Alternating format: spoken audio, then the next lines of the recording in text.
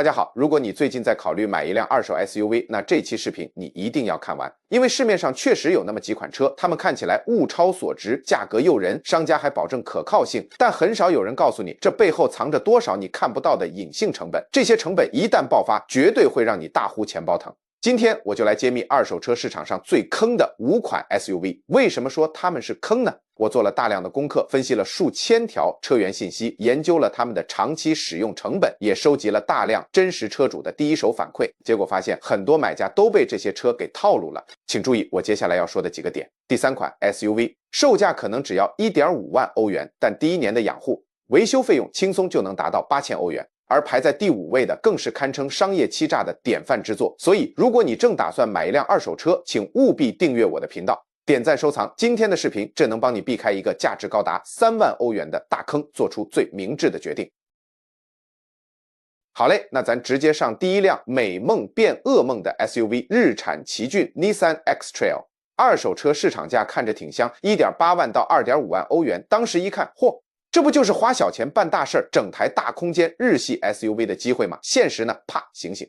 这一代的奇骏基本把日产现在所有的问题给集齐了，堪称缺点大礼包。首先是动力，你想啊， 1.8 吨重的大家伙给它塞了个小排量发动机，这不是逼着它硬撑吗？天天高强度运转，结果就是容易过热，发动机磨损也快，毛病特别多。然后是环保系统，那个颗粒捕捉器，这玩意儿简直是个吞金兽，跑个4万公里就得堵，你不处理等着，想自己再生一下就得花400欧元，要是直接换了，好家伙，2000欧元没了。柴油喷射系统也是重灾区，喷油嘴堵，高压油泵坏，传感器还瞎报警，3天2头就得往修理厂跑。最要命的还得是变速箱，这车开到8万公里，变速箱基本就寿终正寝了，堪称史上最不靠谱的变速箱之一，想修基本没戏，只能整个换掉6000欧。这车还没开坏，变速箱先给你整破产了，以为这就完了。别急，第2辆车会让你对韩系车的经济耐用神话彻底破灭。这台现代 XR35 本来说是省油耐用的代名词，结果养车成本1年干到4000欧，你敢信？说好的韩系车可靠性呢？所以说啊，你们是不是还抱着老观念，觉得所有日系车都天生皮实耐造？现在看来，这标签该更新了。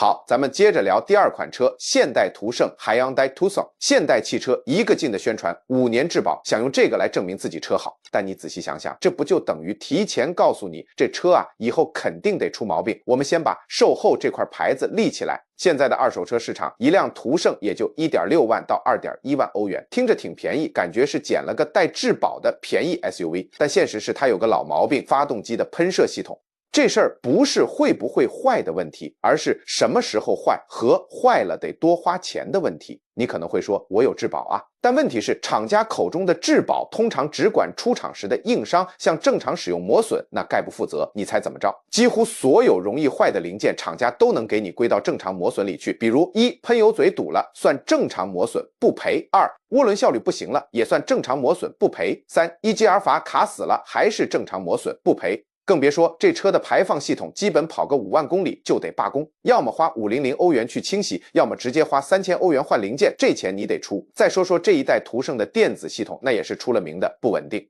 行车电脑动不动就重启，传感器乱报数据，车机还天天死机，烦不烦？所以啊，准备好，下一款是披着性价比外衣的法国背叛者。你会发现，凡是5年质保的车，问题基本全从第6年开始集中爆发，最后修车的钱可能都比车本身还贵。说到底，这车真是辜负了当初那批车主的全部期待。最后问你一句，一份啥都不赔的质保，你真的信吗？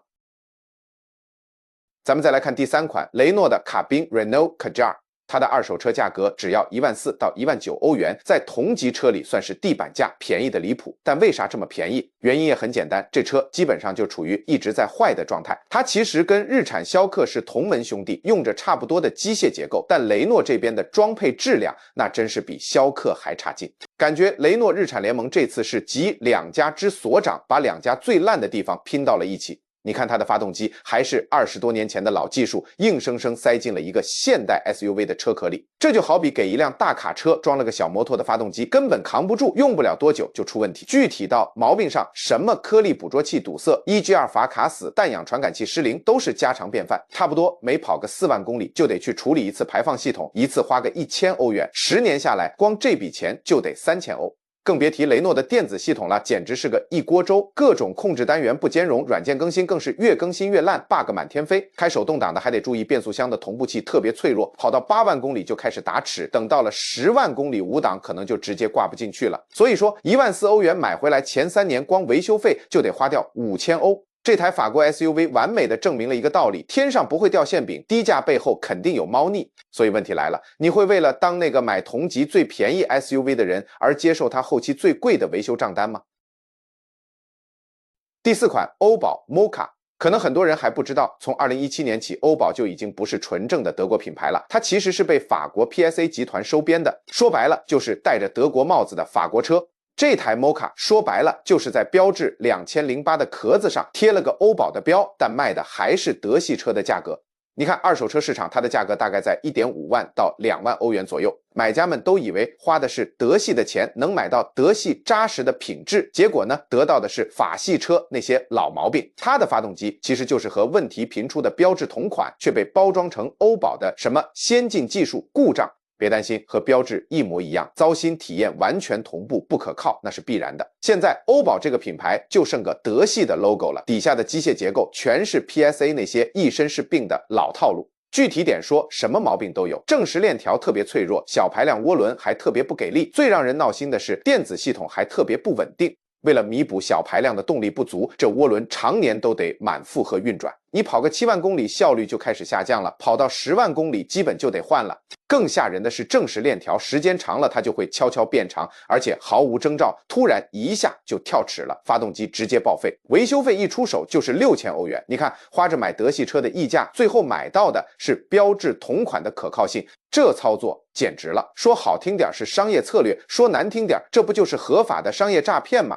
不过先别急着震惊，因为第5款才是汽车营销这个骗局里的天花板，把戏玩到了极致。总结一下，就是德系的名头，法系的机械，德系的价格，法系的毛病。这台车就是一个活生生的证明，有些死了的品牌真的就让它彻底消失。所以朋友们，你愿意为那个德系的虚名多花那么多钱去买一堆法系的毛病吗？停一下，先别急着往下看。我告诉你，前面说的这几款车已经帮你从各种虚假承诺和诱人价格挖的坑里省下足足2万欧元了。咱们已经盘点了4款用套路割消费者韭菜的 SUV， 而第5台是这里面最狠最危险的一个。它纸面上的数据完美的挑不出一点毛病，但恰恰是这种完美才藏着现代汽车行业里最昂贵的秘密。所以想成功避开市场上最精妙最隐蔽的这个陷阱，你务必一定要看到最后，相信我，最狠的最劲爆的还在后面呢。第5款车咱们来聊聊大众途观。这车乍一看简直完美无瑕，德系大品牌看着就高级，技术也新，价格还特有竞争力。很多人梦寐以求，觉得这才是梦中情车。但说实话，我觉得它可能是汽车工业史上最坑的一款车。为啥？咱们来盘盘。先说发动机，这简直是反面教材。现在车都流行小排量涡轮，就是用小发动机带大车省油。但途观玩得太极端了，给它塞了一台微型车的发动机，结果硬要拉着1.8吨重的 SUV 跑。这就好比让一个瘦子去举重，能不出事吗？气缸停闭技术 ACT 听起来很智能，对，实际用起来就是灾难。差不多跑到6万公里，这功能就容易出问题，修一下就得花2000欧，还不如没有这功能呢。2、涡轮和链条，因为发动机太小，涡轮就得拼命干活，天天处于过劳状态，温度高，压力大，磨损的特别快。更麻烦的是，发动机长期这么负重工作，正时链条很容易被拉长，10万公里就得换。一下又是4000欧。说完发动机，再聊聊变速箱。它用的那个双离合 DSG 号称换挡快，但基本上跑到10万公里就得报废。这玩意儿修不了，只能整个换下来，又是一笔7000欧的开销。还有那些电子设备，现代大众的车电子系统特别不稳定，而且巨贵，随便一个控制单元坏了就得2000欧，一个传感器坏了500欧，感觉车上的每个零件都在等着你掏钱。所以说这台车基本上是把大众辛辛苦苦攒下来的好口碑都给败光了。表面上你开着一台靠谱的德系 SUV， 实际上你花的钱可能买回了一场昂贵且失败的技术实验。有多少人曾经梦想拥有一台途观，却完全不知道背后藏着这些惊人的真实用车成本啊！这5款 SUV 的共同点就是营销太狠，技术又不成熟，硬要把不成熟的东西包装成黑科技。不信，我给你掰开揉碎了说，你看这几位日产本来日系车以可靠著称，结果他呢好像忘了自己的本分，现代质保期给你拉的老长，听着是挺好，但里面猫腻多，雷诺完全在玩价格战，便宜是便宜，但你品你细品。欧宝这个牌子都快名存实亡了，还拿出来卖。大众以前德系车的标杆，现在也搞起了小排量，有点德不配位了。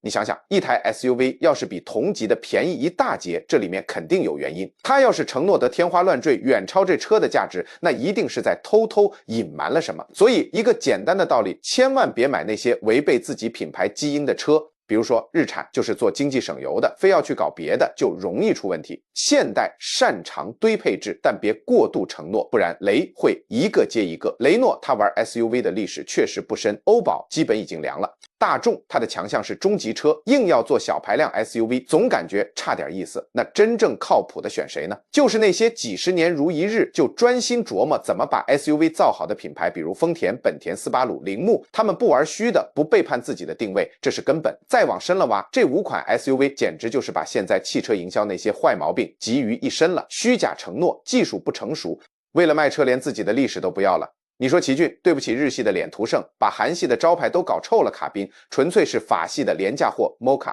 靠着死去的德系情怀来消费你途观对不起德系品质的招牌。他们的套路都一样，先用一个特别低的价格或者一个听起来超棒的承诺把你勾进来，等你买了，那些看不见的隐性成本就开始慢慢掏空你的钱包。记住这句话，一台完美的 SUV 不可能有一个完美的价格。任何事如果好的不像是真的，那它多半就不是真的。所以买车，尤其是买 SUV， 就认准那些在这个领域深耕多年的老牌厂商，避开那些品牌定位混乱，拿你当小白鼠的实验品。现在这5大坑你都知道了，你是愿意继续相信天上掉馅饼，还是准备开始理智的选车了？如果这条视频能帮你避掉一个大坑，省下好几万块，那也算是积德了。别忘了订阅我的频道，也转发给你身边正在买二手 SUV 的朋友，你这一手消息可能就帮他省了好几年的修车钱和意外开支。下周我们正好就盘点5款真正划算、没有隐性陷阱的二手 SUV，教你怎么样才是聪明买车。咱们下期见。